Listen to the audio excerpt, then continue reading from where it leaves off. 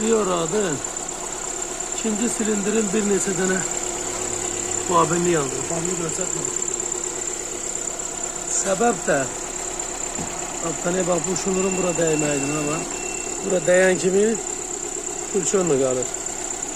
Bunu söküp yığanda biraz dikkatli olmak lazım. Yani babin de bak o vəziyyətə düşür. Bir neçə babindən qalanı budur.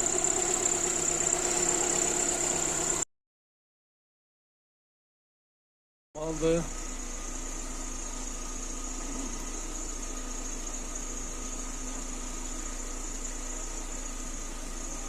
Üçüncü silindirde. Bu da normalde ölü.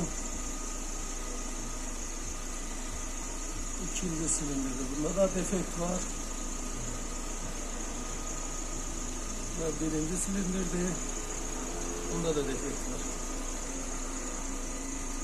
Bu normal işleyen varyantı. Öncekinden farklı olarak.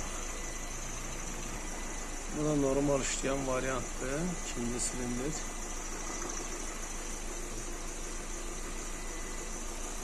Birinci silindir. Bu da üçüncü silindir. İşte hazır.